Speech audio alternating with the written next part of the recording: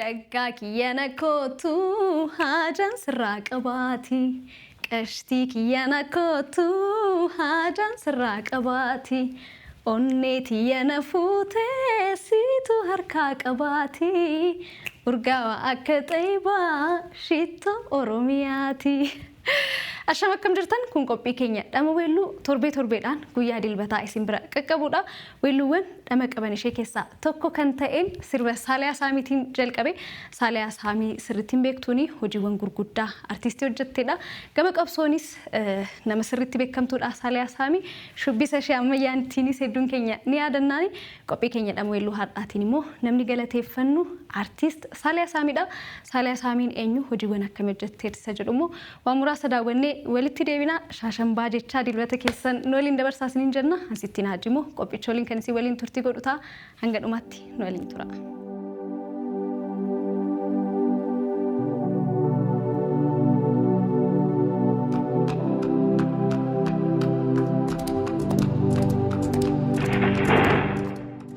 Abbaan ishee weellisaadha qabsaa'aadhas.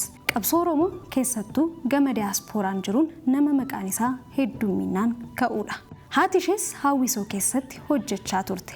Intalli maatii aartii fi qabsoo keessatti dhalatte Saaliyaa Saamiinis aartii fi qabsoo maatii isheerraa dhaalteen uummata biratti jaalalaa fi kabaja guddaa horachuu dandeessee jirti. Saaliyaa Saamii Harargee Asabootitti dhalattee mi'eessootti guddatte. Barattuu kutaa jahaa taatee biyyaa baatee bahar gama jiraachuu jalqabde. Barumsa ishees achumatti xumurte. Saaliyaan ijoollummaa isheerraa kaasee muuziqaaf jaalala addaa qabdi ture. Keessattuu sirbi Dooktara Kabajaa Artiist Alii Birraa Obsiyaa Onnee jedhu afaan isheerraa hin bu'u ture.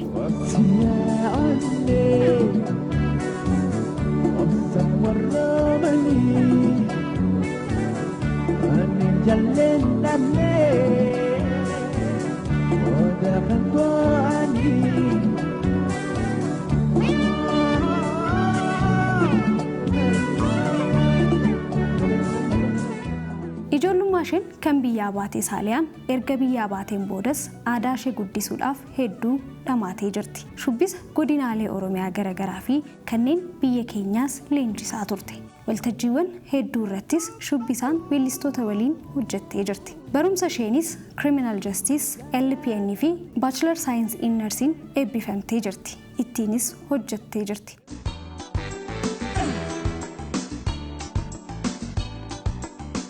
Hunda caalaa garuu aartii akka jaalattu kan dubbattu Saaliyaan sirboota weellisuudhaan alattis walaloonni barreessitii yadaloos ni hojjetti. Sirboota dhama qaban nuuf gumaachitee fi walaloo yadaloosaa isheen hojjette keessaa tokko immoo hoggayyuun hin booyaa jaalalaan qabamee jaala kiyya boonaa shimbiraan saamamee akkam nu wayyinnaa malanaa fi maamee qalbiin toona dibdee kan biraasa malee jechuun abbaa badii qabu kan beeku rabbumaa yoon ani balleesses gaafadhe dhiifamaa yoo si taate garuu allakkisee uumaa fedhiin garlachuutti hin taatu dirqama jechuun weellisteedha.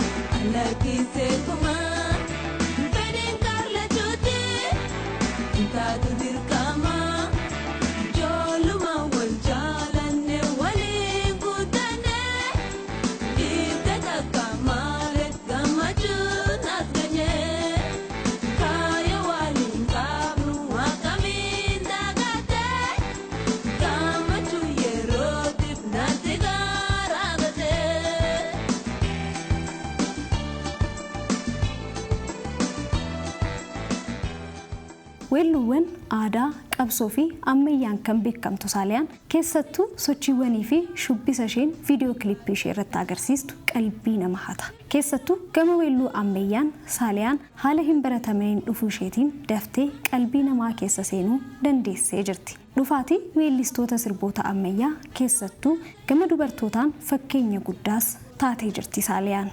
Albama ishee jalqabaa bara 1998 kan baaste yoo ta'u uummata birattis hojii jalqabaan fudhatamummaa guddaa argachuu dandeessee jirti.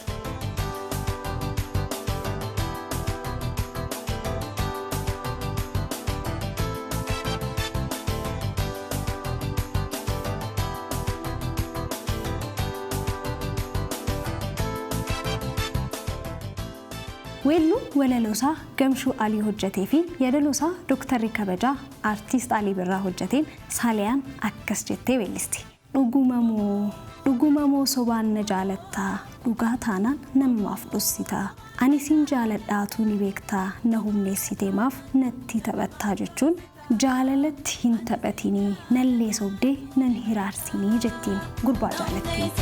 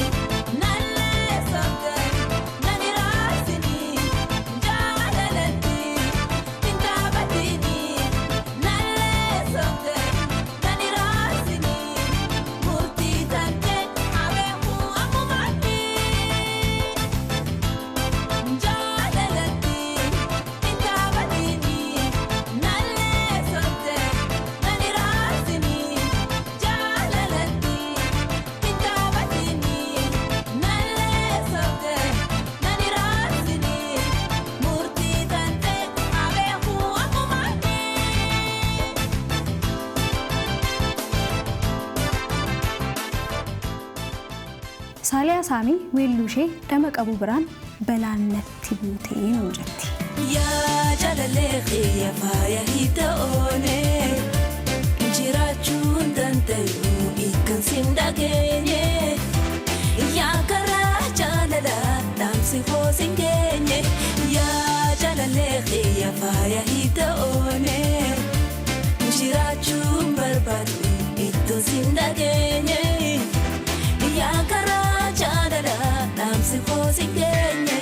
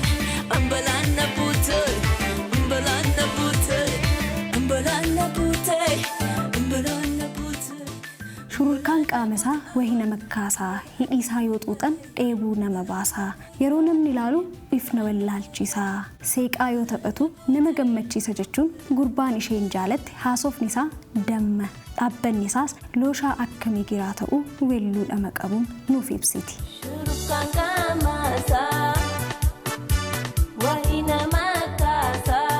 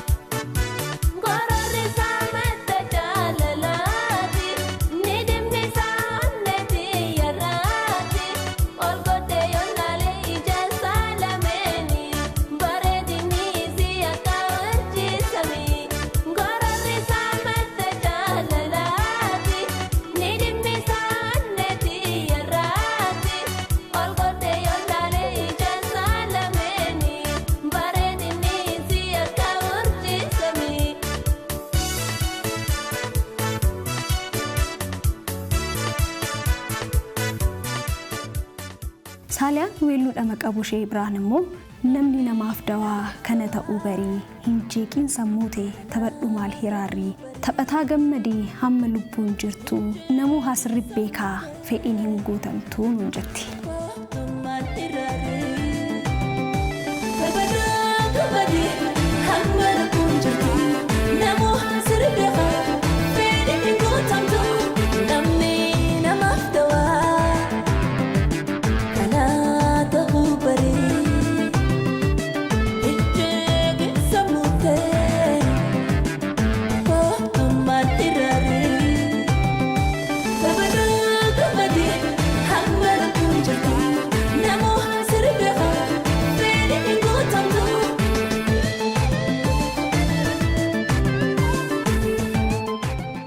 Saaliyaa Saamii weellistoota garagaraa waliin ta'uun weelluuwwan dhama qaban hedduu nuuf gumaachitee jirti. Dooktara kabajaa Artiist Alii Birraa, Taajuddiin Ahmed, Kadiir Martuu, Jireenyaa Shifarraa, Gadaa Hamdaa, Isqiyaas Mazammir, Kulsuree, Siibooy weellistoota isheen waliin hojjette keessaa isaan muraasa. Weelluuwwan aadaa Saaliyaan hojjettes baay'eedha. Keessattuu sirboota Oromoota naannoo garagaraa keessa jiraatan kan dhokatan baasuu keessatti gaheen Saaliyaan baatte guddaadha.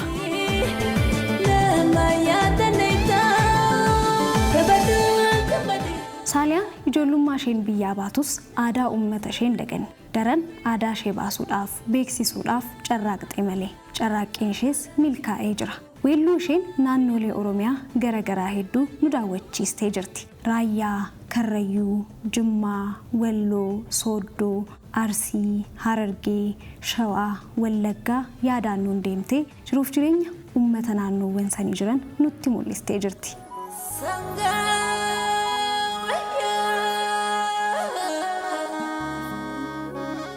Sirboonni Saaliyaa hedduudha. Weelluuwwan ishee aadaa fi ammayyaa akkasumas qabsoo ni ilaalla yoo jennee daqiiqaan murtaawaan qophii kanaaf kenname nu hin ga'u. Weelluuwwan ishee aadaa keessaa muraasa isaanii qofa garuu haa ilaallu.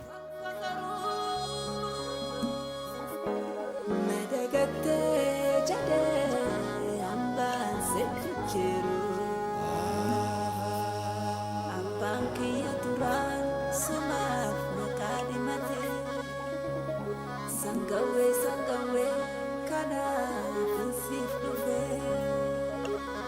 jama gatamre shabale rayale jarbi odaje shangera marse si arguf jarjara ribu balena tamanchi magale magale magale magale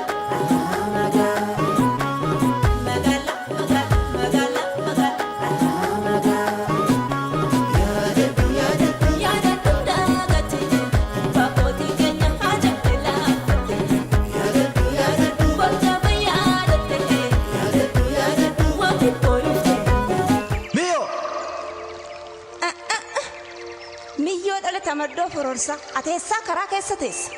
Ani bare manjoolaa Karrayyuu. Eessaa gunuffee uffattee qe'ee keenya dhufte? Ambayyoonatti dirmadha.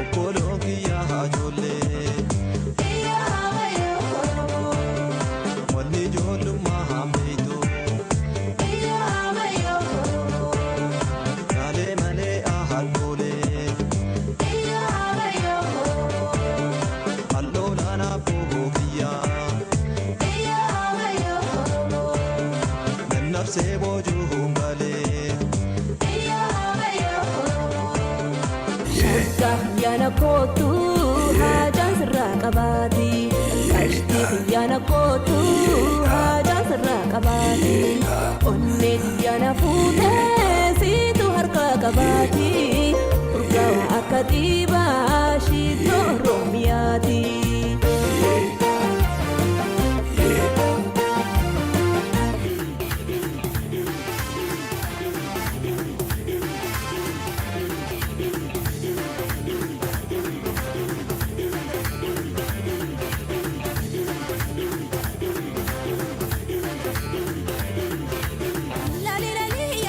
afurake dhabe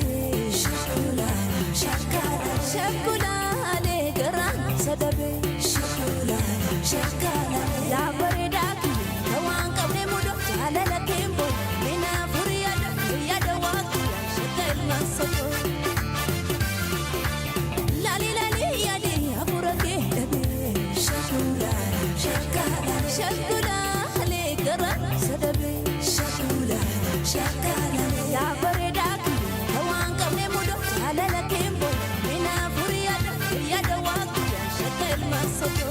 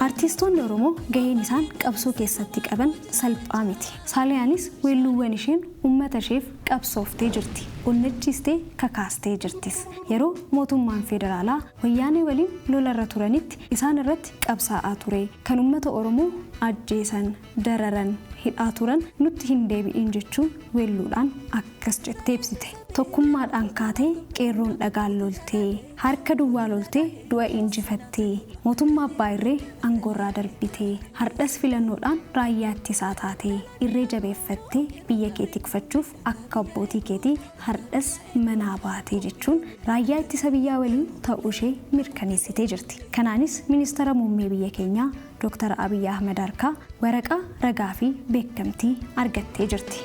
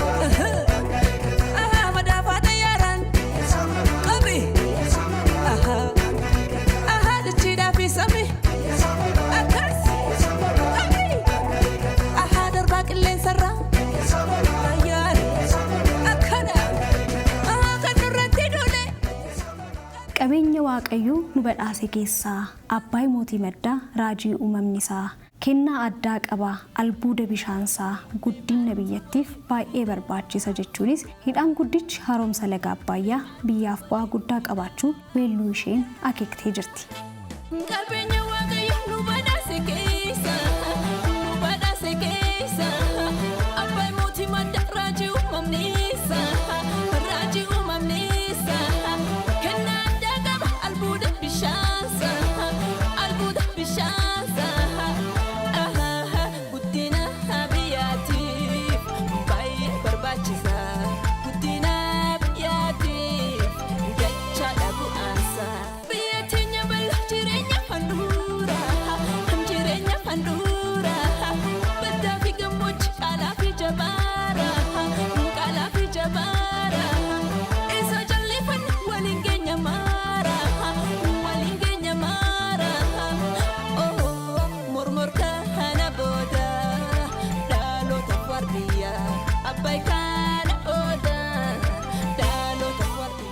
Saaliyaa Saamii weelluudhaan alatti aadaa ishee guddisuuf dokumentariiwwan garaagaraa hojjechuun jireenya uummata Oromoo nutti mul'istee jirti. Keessattuu roorroo uummata Walloo qaamaan argamuun isaan dubbisuun akka arginu nu taasistee jirti. Daawwattoota keenya amma nuti karaa deemaa dhufne naannoo Benishaangul jirra. Asitti immoo uummata keenyatu argama. Kana jidduutti gaafii takka gaafachuuf deemna. Gaa walumaan hordofna. Akkam jirtan nagaa isin? Nagaadha alhamdulillah bareeda jirra. Maqaan keessan eenyu? Sheikh Said Hassan. As yoom qubattan isin warra uummata Wallooti miti? Uummata Wallooti. Yoom garana qubattan? 77. 77 sababni itti as dhuftan sababiitu ture moo akkamiin as qubatte? Sababiitu jira. Roobatu hafe bokka. Yaa chigirti nu fidee dhufe. So gaafni san 77 yeroo beelaati ture akka Itoophiyaatti. Naannoo san uummanni Walloo garaa baatee jiran naannoo kana hedduutu jira jechuu dhageenya. San keessaa egaa isinii akkamitti ilaaltan naannoo kana eega dhuftan booda garas immoo deddeebitu moo isin hundi maatii waliin asuma jirtan? Nu illee ammas argumaa dhufne asuma jirra. Laakiin kan galees jira biyyatti. Asitti mijaa'uu fi baruu didee kan gale jira. Amma gaa asuma irra amma. Dhimma Adawaa irrattis Saaliyaan weelluu ishee dhama qabuun akkas jette.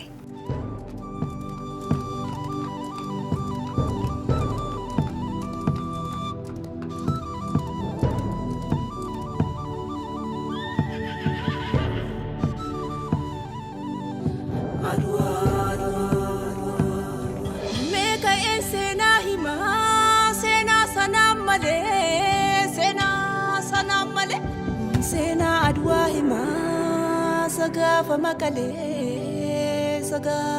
makalee guyyaa goonna Oromoo goonni gaafa Afrikaa gaafa lanca Oromooti qida walii gale gaafa rabbaa biyyaa fardaaf lafa foggale of tuula abbaa qawwee isa madfiidhate goraadeen qaqqalee gaaf milki gonfanne seenaan nu qajeele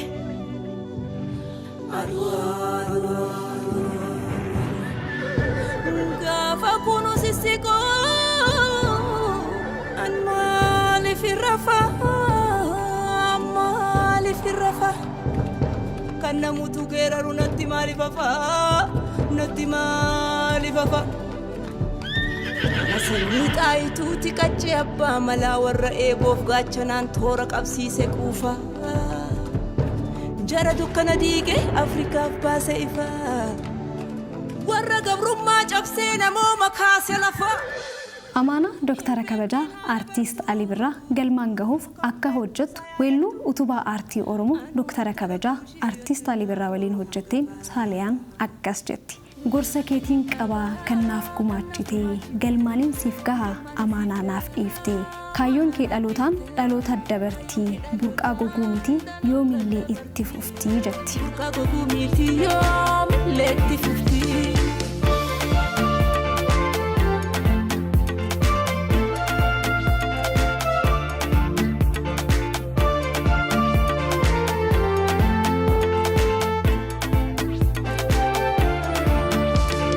Mallattoo eenyummaa calaqqisuu aadaa teenya raajii yaa intala abbaa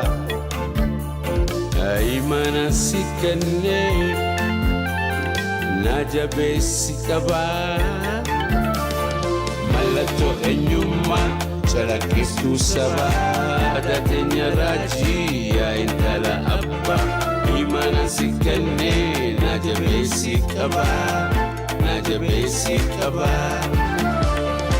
Haqalee liftee dhuga jaalatta hundumaa gorsiite biyya araarsiita amanaan ullaatte ni mirkaneessina.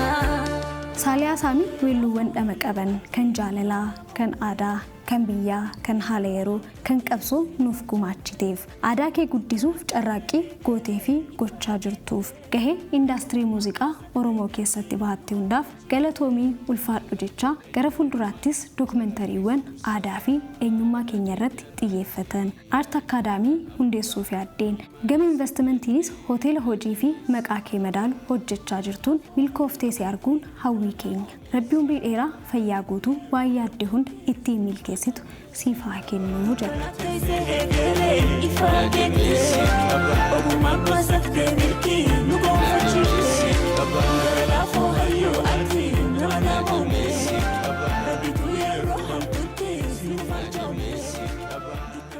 Saaliyaa Saamii aartiidhaan alattis gama investimantiitiin investara hojiiwwan gurguddaa hojjetaa jirtudha. Gara fuulduraattis immoo waan yaadde hundaan milkooftee gama aartiinis hojiiwwan gurguddaa nuuf gumaachiti jennee abdannaa. Saaliyaa Saamii si jaalannaa gara fuulduraattis hojiiwwan gurguddaan seenna jennaani qophii keenya dhameelluu torbee kanaa garuu asumatti goolabna torbee dhufu immoo aartistii biraa nama biraa kan ittiin galateeffannu ta'a. Hangasittuu garuu torban gaarii torban milkii waan nagaatti argitan itti dhageettan isiniif haa ta'u nagaatti.